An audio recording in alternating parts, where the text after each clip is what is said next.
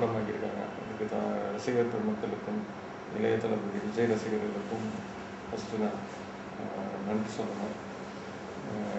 இந்த வெற்றி எதிர்பார்த்த வெற்றி. ஏன்னா தரணி சார் வந்து எனக்கும் விஜய் சாருக்கும் கதை சொல்லும்போது எங்களுக்கு ரொம்ப திருப்தியாக இருந்தது. ஃபஸ்ட் ஹாஃப் வந்து ஃபுல்லாக காமெடி. அப்போயே நாங்கள் முடிவு பண்ணுறோம், ஃபஸ்ட் ஹாஃப் வந்து இவ்வளோ காமெடி வயிறுக்கணுங்கிற அளவுக்கு காமெடி பண்ணியிருக்கீங்கன்னு சொல்லிட்டு. அதே மாதிரி பார்த்தீங்கன்னா செகண்ட் ஹாஃப் வந்து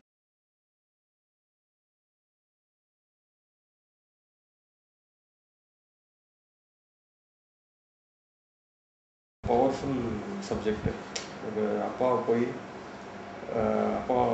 அப்பாவையும் மக்களையும் வந்து ஒரு குவாரியிலேருந்து அடிமைகளாக இருக்கிற மீட்டிட்டு வர மாதிரி இருக்கிறதுனால ரொம்ப பவர்ஃபுல்லான சப்ஜெக்டாக இருந்துச்சு செகண்ட் ஹாஃப்.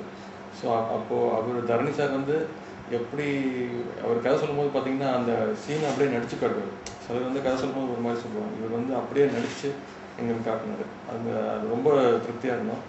எவ்வளோ கதை சொன்னாலும் அதை விட பெட்டராகவே எனக்கு ஒரு படமாக எடுத்து கொடுத்துருக்காரு.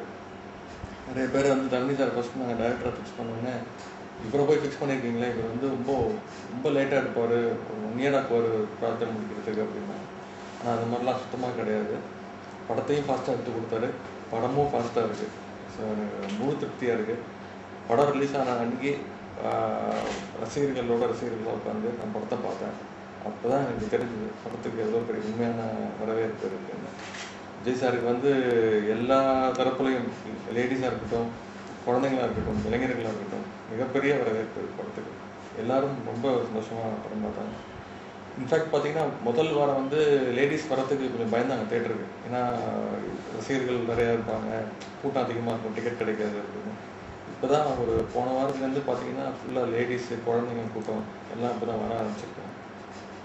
இந்த படத்தை உங்கள் தாத்தாட்டு அப்படி போட்டு காமிச்சிங்களா? அவங்க என்ன சொன்னாங்க? அப்பாவுக்கு வந்து படம் ரிலீஸ், அப்பா வந்து கதை விடயத்தில் எதுவுமே தலையிடவே இல்லை. எந்த பொசிஷனில் இருக்கு படம், சாங் எத்தனை சாங் முடிஞ்சுது, கிளைமேக்ஸ் எடுத்துட்டிங்களா, அந்த இதோட தான். அப்பா வந்து ஷூட்டிங்கும் வரல, நானும் கூப்பிடல, அப்பாவுக்கு வரத்துக்கும் டைம் கிடையாது. அப்பப்போ விசாரிப்பாங்க எப்படி போயிட்டுருக்கு அப்படின்னு. படம் ரிலீஸ் ஆகிறதுக்கு ஒரு வாரம் முன்னாடி என்ன கதை அப்படின்னு கேட்டாங்க. நான் சொன்னேன், நீங்கள் படத்தை பார்த்து தெரிஞ்சுக்கோங்க, எதுவும் கான்ட்ரவர்சியலாக இல்லை, எதுவும் அரசியல் வந்து கான்ட்ரவர்சியலாக எடுக்கல இல்லை அப்படின்னாங்க. இல்லை, அந்த மாதிரிலாம் கான்ட்ரவர்சியெலாம் கிடையாது. ஃபர்ஸ்ட் ஹாஃப் ஃபுல்லாக காமெடியாக பண்ணியிருந்தோம். செகண்ட் ஹாஃப் வந்து நாங்கள் தமிழ்நாடே வேணும்னு சொல்லி கடப்பாக்கு போயிட்டோம், ஆந்திரா போயிட்டோம். ஸோ அது அரசியலில் எந்த கான்ட்ரவர்சியலும் வராது அப்படின்னு அப்பாவுக்கு படத்தை போட்டு காட்டினோன்னே, அப்பா அம்மாவுக்கும் தான் போட்டு காட்டினேன். ரொம்ப கை கொடுத்துட்டு ரொம்ப நல்லா பண்ணியிருக்கீங்க அப்படின்னு என்ன விஜய் சார், தரணி சார் 3 பேரையும் பாராட்டினாங்க அப்பா. அப்புறம் சிஎம் வந்து அவங்க படம் போட்டு காட்டினேன், அவங்களுக்கும் பாட்டிக்கும் போட்டு காட்டினேன். படம் இன்டர்வல்லே வந்து சொல்லிட்டாங்க, இளைஞர்கள்லாம் சேர்ந்து இளைஞர்களுக்காக படம் எடுத்துருக்கீங்க அப்படின்னு. தாத்தாட்ட ஆசையாக வாங்கிட்டேன். படம் முடிஞ்சோடனே கூப்பிட்டு விஜய் சார் தனியாக கொடுத்து ரொம்ப பிரமாதம் பண்ணியிருக்கோம் அப்படின்னு சொல்லிட்டு வாழ்த்து போனோம். அது ரொம்ப சந்தோஷம். அடுத்த ப்ராஜெக்ட் என்ன சார்? அடுத்த ப்ராஜெக்ட் அதான் சார், இப்போ இந்த ப்ராஜெக்ட் இதுவே ஒரு 1 year ஆகிடுச்சு எனக்கு. ஏன்னா அந்த ஸ்டோரி டிஸ்கஷன். அடுத்த படத்தோட ஹீரோ வந்து விஷால் தான். இன்னும் டேரக்டர் ஃபிக்ஸ் ஆகலை, டேரக்டர் பேசிகிட்டு இருக்கோம். அது ஒன்ஸ் ஃபிக்ஸ் ஆனதுக்கப்புறம் நான் சொல்கிறேன். கண்டிப்பாக அதுவும் ஒரு ஆக்ஷன் படமாக தான் இருக்கும். நீங்கள் எப்போ ஹீரோவாக போகிறீங்க சார்? அந்த மாதிரி எதுவும் ஐடியா இல்லைங்க. இல்லைன்னா கலை உலகத்தில் தாத்தா சிஎம் ஆகட்டும், அவங்க அப்பா ஆகட்டும், 2 பேருமே அதில் பங்கு இருந்தது. இப்போ நீங்கள் வந்து ப்ரொடக்ஷன் சைடில் நல்ல படங்கள் கொடுக்கணும், டிஸ்ட்ரிபியூட்டர்ஸ் ஹாப்பியாக இருக்கணும். அதனால் கமர்ஷியல் படமாக கொடுத்து ரசிகர்களும் இப்போதைக்கு நடிக்கிற மாதிரிலாம் கேட்குறேன். டைரக்ட் பண்ணுற மாதிரி ஐடியா இல்லை, இப்போதைக்கு அதெல்லாம் கிடையாது. ஒன்று ப்ரொடக்ஷன். ஏன்னா தரணி சார் டைரக்ட் பண்ண பக்கத்தில் இருந்து பார்த்துருக்கேன். அது எவ்வளோ பெரிய டென்ஷனான வேலைன்னு எனக்கு அப்போ தெரிஞ்சுது. அதனால் அந்த ஐடியாலாம் இப்போ கிடையாது.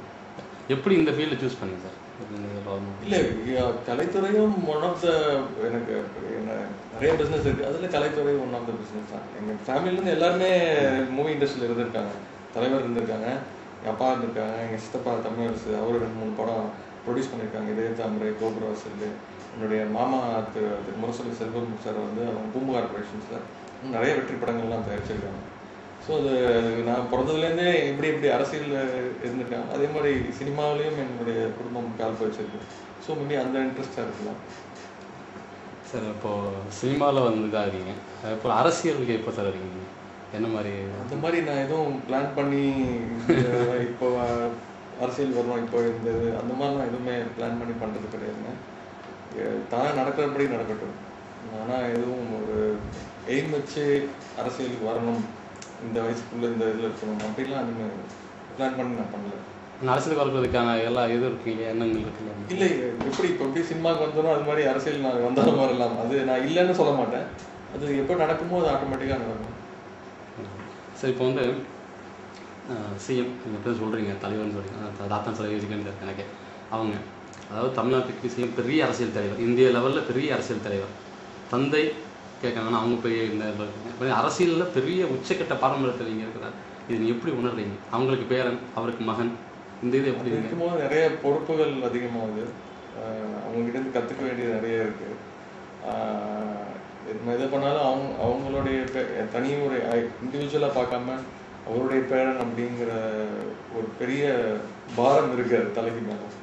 ஸோ நான் வந்து எந்த விஷயம் செய்கிறதுனாலும் ஒரு 10 வாட்டி யோசிச்சு, இது நம்மளோட முடிகிற விஷயம் கிடையாது, நம்மளுடைய குடும்பத்தையும் இது பண்ணணும், அவருடைய பையன் அவருடைய பேரன் அப்படின்னு தான் சொல்லுவாங்க. அதுக்கப்புறம் தான் நான் இண்டிவிஜுவல். அதனால் நான் எந்த ஒரு சின்ன விஷயம் எடுக்கிறதுனாலும், எந்த ஒரு முடிவு எடுக்கிறதுனாலும் அப்பாக்கிட்ட வந்து டிஸ்கஸ் பண்ணிவிட்டு இது பண்ணலாமா வேணாமா அப்படின்னு. இப்போ ஒரு புதுசாக ஒரு பிஸ்னஸ் ஆரம்பிக்கிறதுனா கூட இது நம்ம பண்ணலாமா வேணாமா, ஏன்னா பொலிட்டிக்கல் பேக்ரவுண்ட் இருக்கிறதுனால ஒரு சின்ன விஷயத்தை கூட பெரிய நியூஸ் ஆக்குவாங்க. ஸோ அந்த ஒரு டிஸ்அட்வான்டேஜ்னு சொல்லலாம். அவங்கள வச்சு நான் முடிவு எடுக்க வேண்டிய மாதிரி இருக்கும். புரியுதுங்களா? தனிப்பட்ட உதயநிதினா எதை நினைக்கிறாங்க சார்? இப்போ ரெட்ஜெண்ட் இருக்கு, பட் தவிர்த்து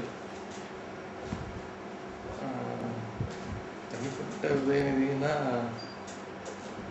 எனக்கு புரியல. இல்லை, இந்த பேக்ரவுண்ட் எதுவுமே இல்லாமல் உங்களுக்கு அச்சீவ், உங்களுக்கு ஒரு எண்ணங்கள் இருக்குங்க, அரசியல் இல்லாத சம்திங் ஏதாவது ஒரு தனியாக நீங்கள் ஒரு இது வரணும் அப்படின்னு நினைக்கிறது, இந்த மாதிரி வரணும். அது ஒரு துறையிலையும் நான் இருக்கேன். இப்போ நான் வந்து மற்ற பிஸ்னஸும் பண்ணுறேன். முரசொலியில் வந்து நான் வந்து சிஇஓவாக இருக்கேன். ஸோ இப்போ படம் எடுக்க ஆரம்பிச்சிருக்கேன்.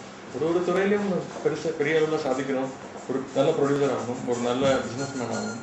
அந்த மாதிரி ஒரு இதுலேயும் என்னோட எய்ம் இருக்குது, நிறைய இருக்குது.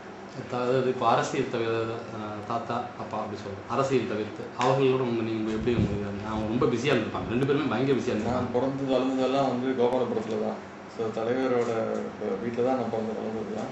இப்போ தான் நாங்கள் தனியாக இருக்கோம். ஸோ அவங்க ஒர்க் பண்ணுறது, அவங்க வீட்டுக்கு வர்றது, ஆஃபீஸ் போகிறது எல்லாம் வந்து கூட இருந்து நான் பார்த்தேன். ஸோ தாத்தானாலே ரொம்ப பயம். எல்லாருக்கும் என் தாத்தா முன்னாடி நின்று பேசவே மாட்டோம். ரொம்ப தாத்தா கிட்ட ஒரு வார்த்தை சொல்லிட்ட கூட ரொம்ப பயப்படுவோம். அந்த மாதிரி தான் ஆரம்பத்துலேருந்து தலை